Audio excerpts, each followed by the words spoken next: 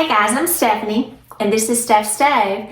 And just like many of you, we've enjoyed so many wonderful treats and wonderful things throughout the holiday season. And as we get ready to move into the new year, it's just treats galore, just everywhere. So my family and I are going to be spending some time together this evening. We're going to the movies, and I was going to make a special treat for us to kind of sneak in as well. And it is pecan brittle.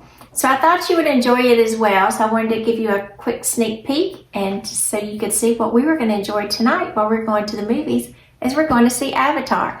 So it's a quick recipe, and I do hope you enjoy it and try this as we get ready to make some pecan brittle. Here we go. All right, as we're getting ready to make our pecan brittle, I do have my cookie sheet here, and I've lined it with foil. And notice where I've lined it with foil, I do have kind of a rim around here. You don't want it flat, so you want your cookie sheet to have a somewhat of a lip when you line it with the foil. And I've sprayed it extra generously with spray. And if you don't think you've sprayed enough, spray it some more. It's always good. And what we're going to do now, we are going to put this cookie sheet in an oven, and I'm going to go ahead and start baking it at 350 degrees so our cookie sheet will be nice and warm. It'll be easy for us to spread that wonderful pecan brittle. So here we go. Let me get this in the oven. Let's move on to making our brittle. All right, moving on with our pecan brittle. What I have here, I do have my 8-cup Pyrex batter bowl. So you will need a very microwavable, safe bowl while you're doing this, because we are going to complete it in the microwave.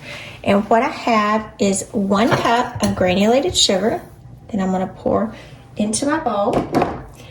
And with it, I'm going to add 1/2 cup of light corn syrup. Now, anytime, again, I've said this before, if you're pouring a sticky mixture such as corn syrup, if you'll spray your bowl first, like I sprayed my measuring cup first, and it will allow it to come out much easier. One other thing I would go ahead and say while you're doing this recipe, go ahead and have several, and I would say at least 3 or 4 spatulas while you're doing this, because you will need to trade off spatulas during the process. So go ahead and have several of them ready to trade off. All right, so we have, again, 1/2 cup of light corn syrup, and then to the light corn syrup I have 1 cup of sugar, and I'm going to kind of mix this around together. I'm going to get a nice little mixture.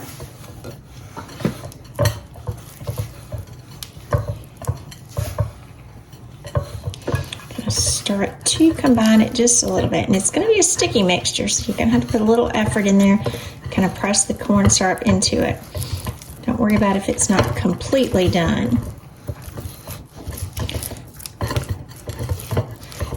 And notice this is the same spatula that I was using when I got the corn syrup out, so I want to be sure that I get all of it off. So just kind of scrape it off with my hand here. And now this spatula is finished. I won't use this spatula again. Okay, so now that we have it mixed, all right, now that we had it mixed, I had to give my hands a quick wash, and we are going to take this and place this in the microwave. This particular section, it will go into the microwave for 3.5 minutes on high. Here we go.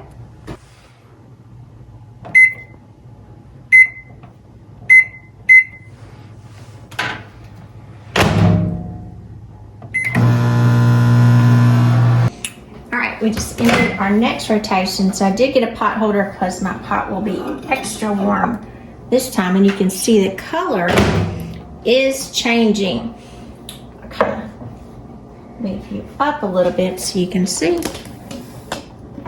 You can see this right here, and at this point, like, we're going to stir, and you can see it is much thicker. It's a light golden brown, really pretty.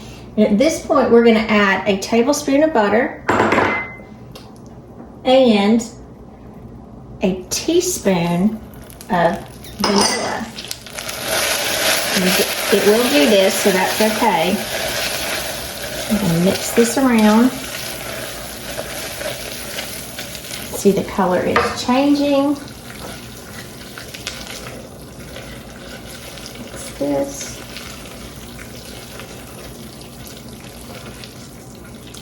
It is extremely hot at this point. And see, we're going to mix. That's what it should look like. All right, this spatula now also is finished, so we'll not use this spatula again. We're going to put this back in the microwave for 1 minute.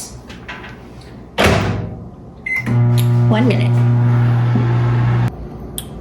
All right, our 1 minute on our microwave is just finishing up, and while it is, I'm going to go ahead and get our pan out of the oven, and our pan will be very hot. And you can see it's already melted on the surface. And get my microwave bowl out of the microwave.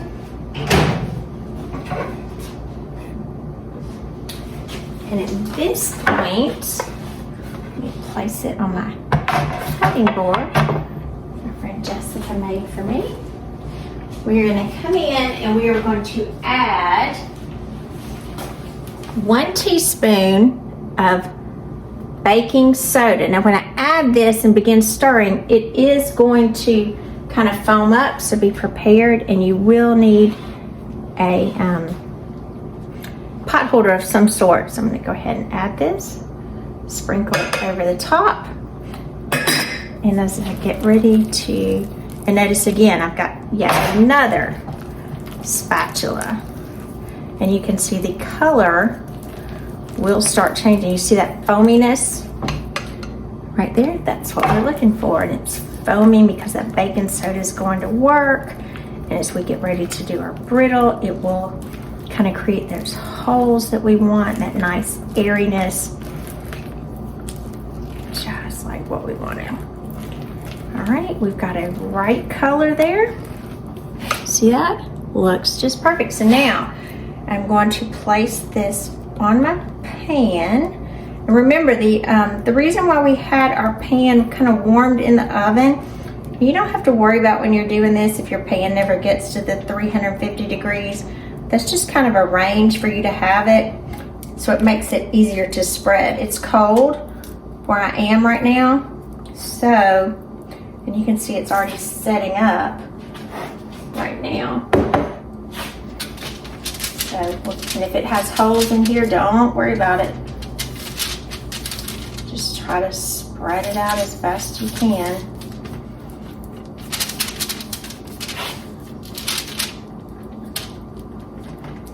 I'm gonna make a nice little even layer. Spread out somewhat thin.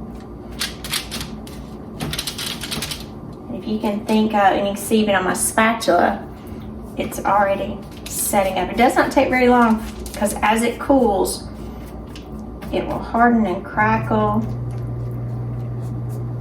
And you can see as I had holes and the pan was warm, it's easier for me to spread it.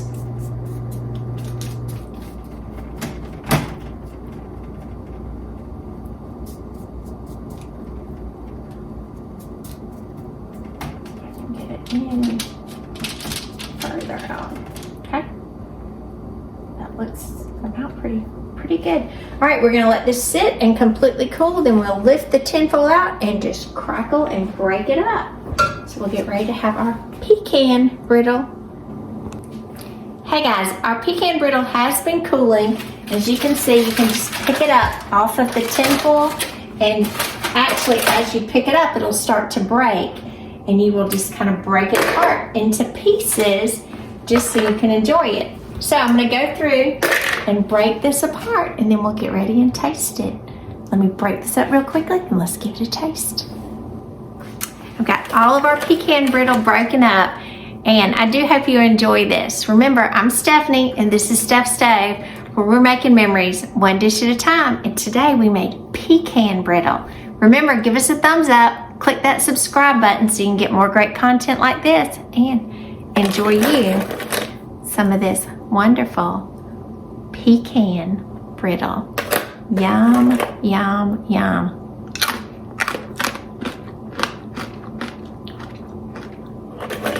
This is gonna be killer. I don't know if I'll be sharing this at the movies either. Kind of one of those things. Once you start, it's gonna be hard to stop. This stuff is good. Enjoy. Thanks for watching.